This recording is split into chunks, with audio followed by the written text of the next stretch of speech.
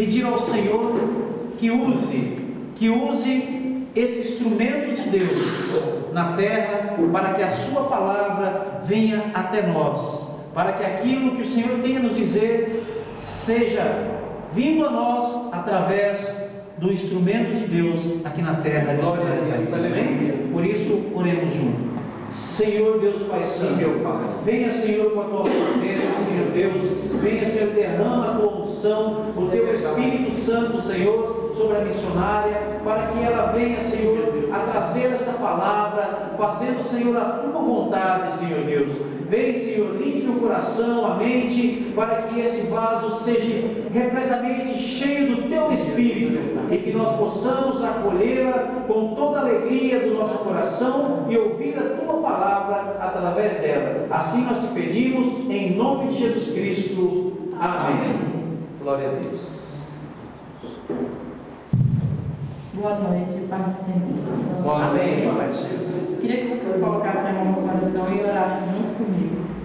Senhor Deus, que eu esteja, Senhor, com os ouvidos espirituais, para poder receber esta palavra, não ser só ouvinte, pois de nada vale, Senhor, só ouvir e não praticar. Eu quero viver, a partir de hoje, tudo que o Senhor projetou, para a minha vida. Amém? Amém. Podeis aceitar. O tema de hoje, eu confesso que antes do pastor me convocar, ele não, o Espírito Santo, eu estava meditando em um assunto que está sendo muito frequente na igreja e no mundo também. O tema da palavra de hoje é o cristão e a mentira. Mas eu fiquei, Senhor, acho que é um tema muito forte. Eu pensei comigo, é um tema muito forte. E o Senhor sempre colocando esse tema no meu coração.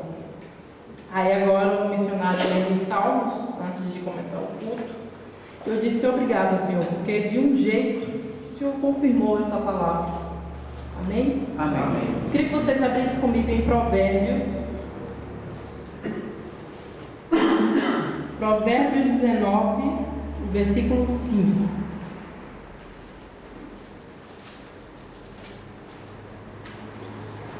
Quem achou?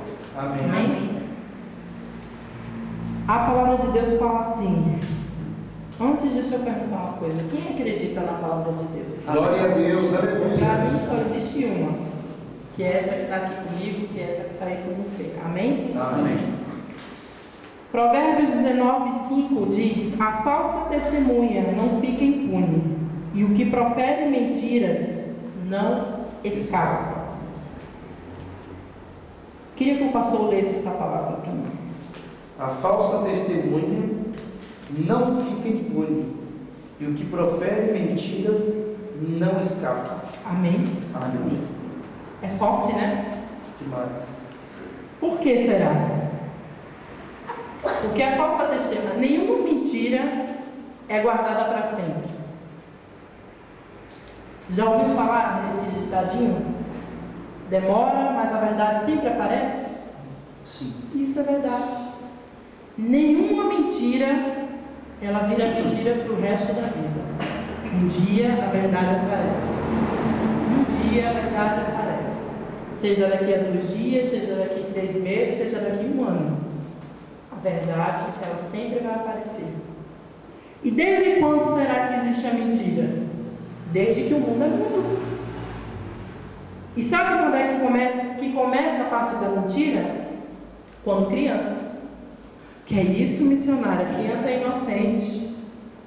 A criança já nasce sabendo mentir. Para vocês que não sabiam disso. E quando eu li isso, eu fiquei pensando: a criança já nasce sabendo mentir. Como assim? E o Espírito Santo começou a falar comigo. Quem aqui já viu uma criança fingindo que está chorando para querer alguma coisa do pai e da mãe? Você olha direito para aquele rostinho, não vê uma lágrima. Sabe o que é isso? Mentira. Porque sabe que através daquele choro falso vai comover o coração do pai e da mãe.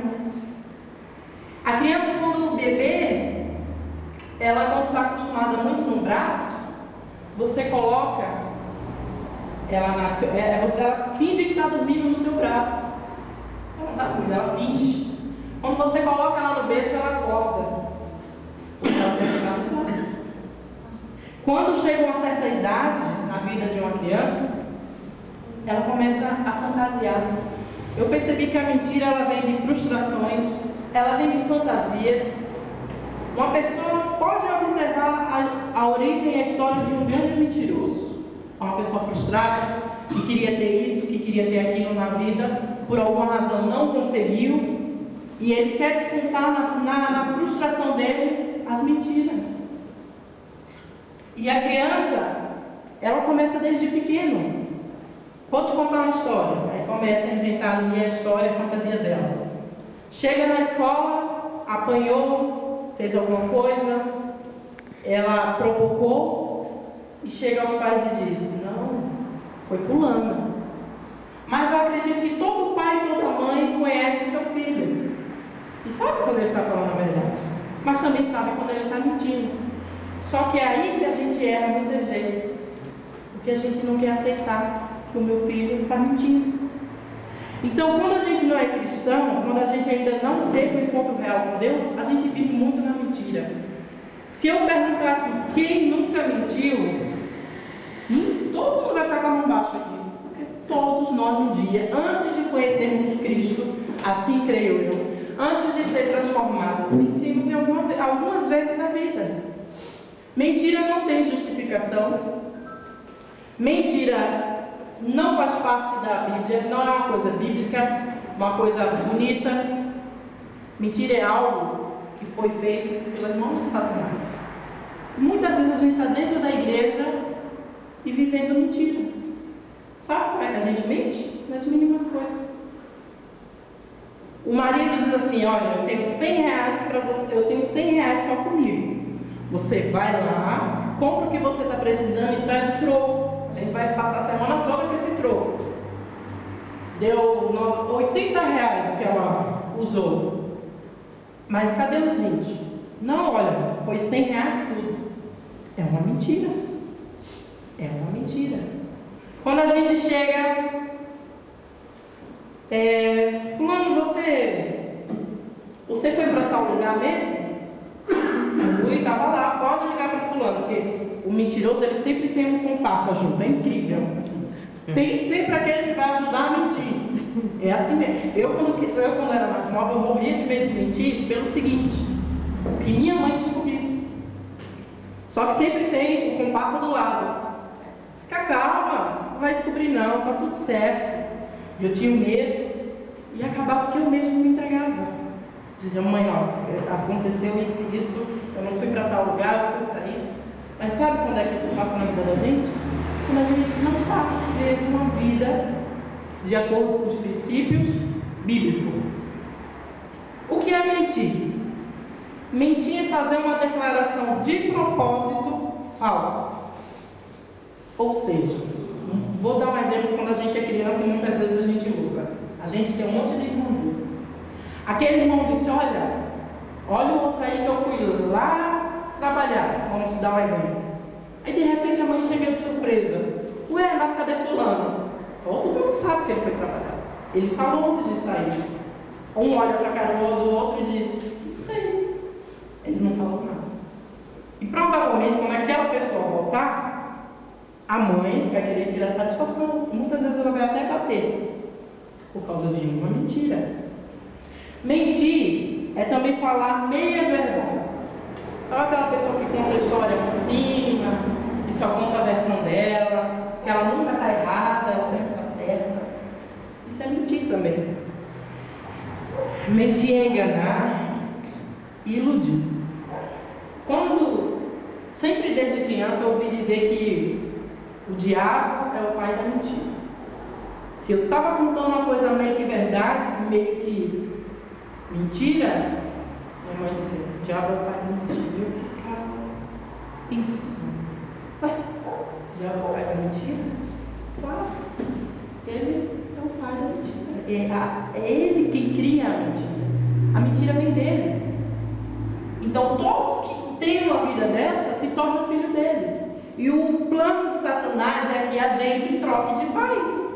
Porque a gente tem um Deus vivo, um Deus fiel, um Deus justo, um Deus santo, um Deus que só pratica a verdade. Até toda a palavra dele, toda a jornada dele, ele foi um homem que nunca mentiu, nunca enganou. E muitas vezes o diabo quer que a gente troque de pai, que o nosso pai seja o diabo, não Jesus. E a gente tem que começar a refletir sobre isso. Mentira é algo muito sério e que tem penetrado muitas vezes até dentro das igrejas. Mas quando a gente é regenerado, quando a gente é transformado, lavado, quando a gente morreu, quando a gente desce ali naquelas águas do batismo, a gente morreu para o mundo, a gente morreu para as coisas pecaminosas. Se você é mentiroso, hoje você não é mais. Só que você sempre tem que estar praticando.